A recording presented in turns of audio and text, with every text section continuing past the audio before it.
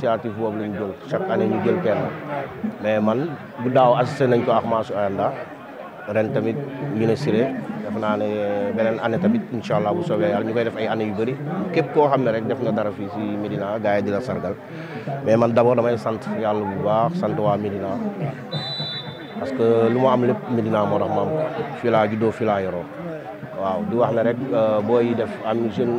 jeunesse amicale bi ñuy def nii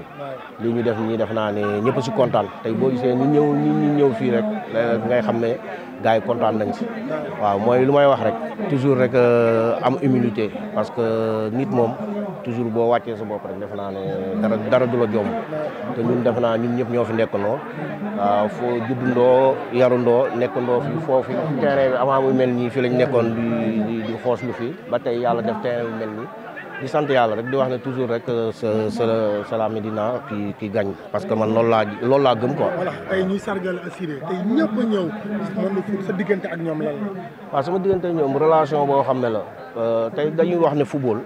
parce que souvent damay dégg coach Malick di ko wax football moo mën a indi lu ne moo mën a indi famille moo mën a indi ay nit ñoo xam ne kii fee la jóge kii jóge fële ñu dem bay tuddante ay doom te ñun def naa ne ñun Médina loolu mooy suñu fort. ñun def naa ñun ñëppay nekkandoo bien vrai que quartier yi différent na mais boo xoolee tey fu nga nekk man fu ma nekk tey buñ dajee day mel ni ñun ñëpp benn lañ parce que Médina moo mel noonu waaw ñun loolu lañ gëm nekk benn jàpp gëm suñu gox tamit dañ ko gëm parce que tey képp ku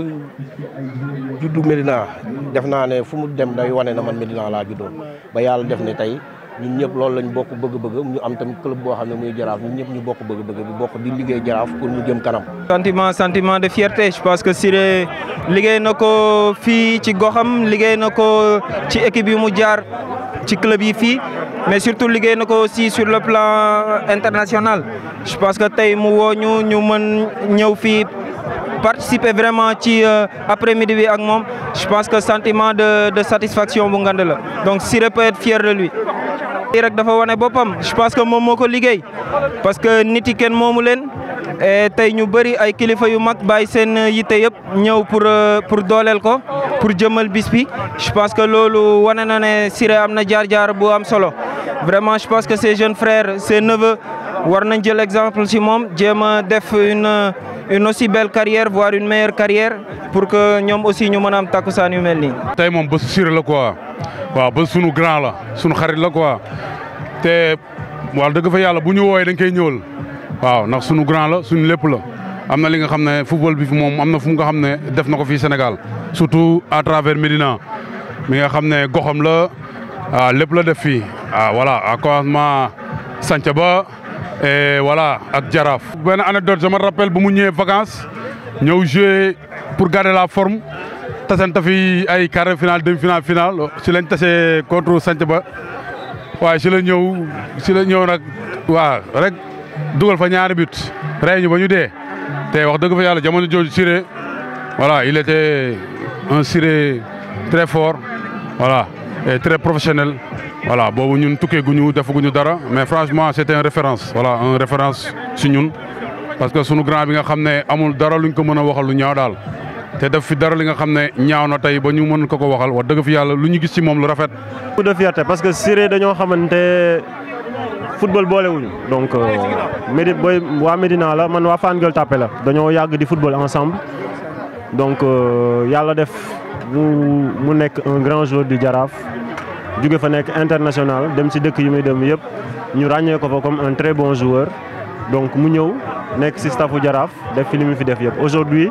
c'est normal sax que bu organiser ñëpp ñëwal ko boo xoolee tey li fi nekk ci anciens internationaux rek wane na ne c'est quelqu'un qui a beaucoup donné au football jox na football lu bari voilà donc di ko ñaanal mu continuer ci yoon bi mu nekk nii parce que vraiment nit ku baax la man en dehors de tout ça c'est un ami.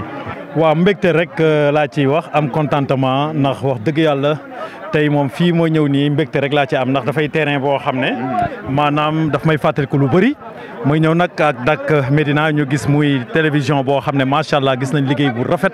bi nga xam ne mi ngi koy def ci sport Sénégal ci lépp sax laay wax parce que général ngeen di def parce que gis naa liggéey bu mag bi nga xam ne ñu ngi def ñu ngi leen koy ñaan rek di wax ni yéen ci kaw rek ci kanam rek la ñuy def. beneen bi mooy Siré Dia tey liñ ko defal ñun lañ ko defal ñun tous les anciens joueurs di Jaraaf maanaam dama naan sax le monde sportif moom lañ ko defal mbégte rek lañ ci am teew fii ànd ak moom ci sargal bi. ok lan nga war a mën a wax tey yenn joueurs yi nga xam ne tey xale yi nga xam ne tey ñoom ñooy nekk en verve ñu mën a liggéey pour mun a am tey sargal bi tey. waaw dëgg la comme ni nga ko waxee loolu dafay lu bon exemple la Siré fii ci Médina parce que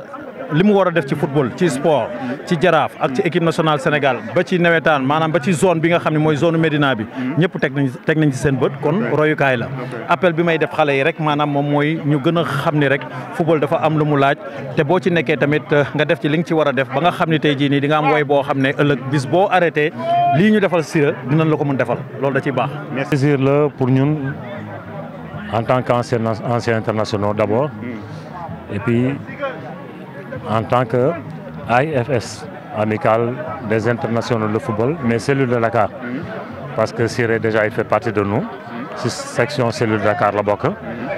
nekk suñu xarit nekk suñu wolore. nekk koo xam ne bu xewlee wala waa Médina bu ñu demee ba di ko sargal ñun plaisir bu rëy lay nekk. parce que démb nee na gars yi association de la Médina bu ñuy sargal Siré c'est l'ensemble des anciens internationaux dañuy sargal donc loolu moo waral teewaay bi.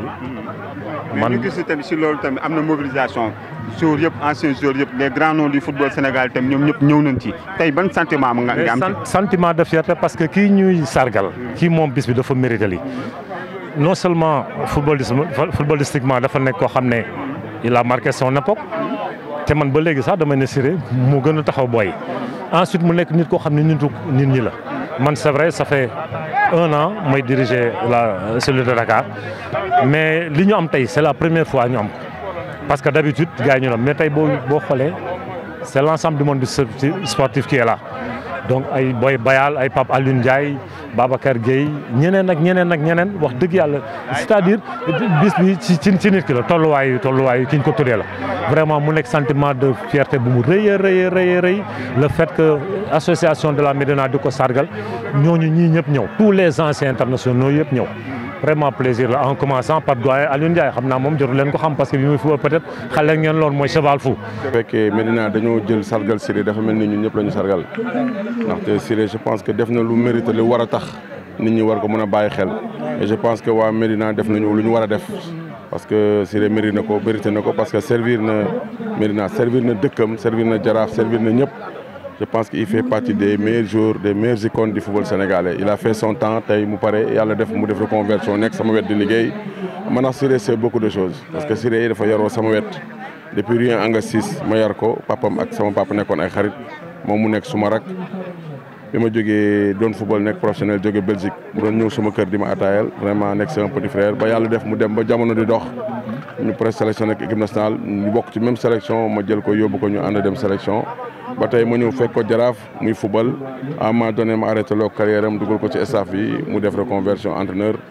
déggal na ma nangul na ma bëgg na ma te yéene na ma donc Siré di ko ñaanal rek gudd fa nag wér di ko wax ni vraiment lépp lu mu am ci football rek mérité nañ ko je pense que même Sénégal ci boppam war nañ jël décision sargal ko ndaxte vraiment liggéeyal na Sénégal loo xamante ni vraiment waruñu ko fàtte parce que def na fi lu ne sol na maillot bi mu yële maillot gagné ay trophée defal leen lu ne et je pense que loolu tamit dafa am solo ci si réew boo ci nekkee servir ko def ci lu baax dañ ko war a ràññee. te loolu dañ ci gën a ñaan di wax ne rek dañu gën a jàpp parce que Jaraaf c'est la Médina waaw képp ku dëkk fii muy plateau muy ville muy jamono muy ñëpp def naa ne ñun daal Dakar daal def naa ne ñun Jaraaf mooy suñu équipe te loolu la ñu gëm te loolu la ñuy dox waaw mais kontaan naa daal si initiative bi. waaw si sargal bi daal kontaan naa trop. def naa ne ñun avant sax boo xoolee bañ ñëw fii premier jour bi ñu ñëw fii di entraîner ak équipe l'ASC Jaraaf def naa ne ñun ñëpp loolu la ñu yëg dañu yëg ne ñëw nañu fii suñu lan lañ koy waxatee sax suñu mag yi li ñuy wax suñu kër mooy que avant ñu fi ñëw bañ fi nekk di entraîner dafa nekkoon suuf nekk kekk gars yi di fi entraîné di def lépp ñu koy defee fii ba yàlla def tey terrain bi mel nii ñuy ñëwaat di fi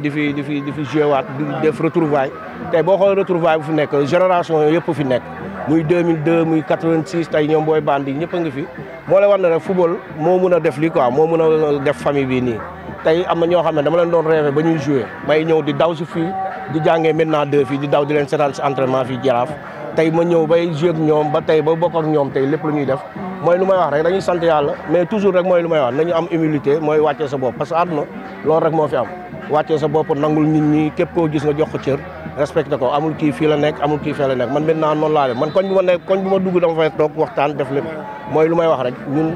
maintenant la ñu gëm loolu moom la ñu am te toujours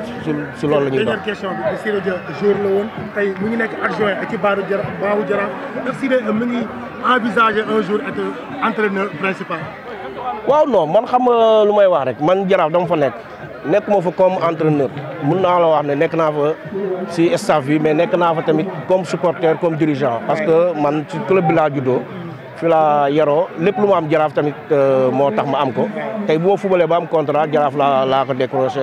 joué di dem di ñëwaat di joué Jaraaf mooy lay war na rek man tey Jaraaf man toujours lu ma gëm rek mooy na Jaraaf dem si kanam mooy muy avancé équipe bi ñun su loolu la ñuy dox toujours ba coach Malick loolu la ñëwee di jiital ñu parce que man tey su ma la waxee ne ba may bàyyi Jaraaf di décroché di nekk si banc Jaraaf mooy Malick année bi mu ñëw première année Jaraaf si la ñëw woo ma ñu dem këram ñu toog ñu waxtaan te année boobu pourtant dernière saison boobu maa jël meilleur buteur mais yombul ko nga bàyyi mais football moo demee noonu mais moom ba mu ñëwee toog man waxtaan ak man wax ma lu leer wax ma comme quoi que man dama bëgg a ñëw def la lii football boo demee ba arrêté dafa am leneen looy séntu te su loolu laa nekk ak moom même dem na 5 ans nekk nañ mu dem ñëwaat ñu nekkaat nii di doxal Jaraaf pour rek Jaraaf jëm kanam.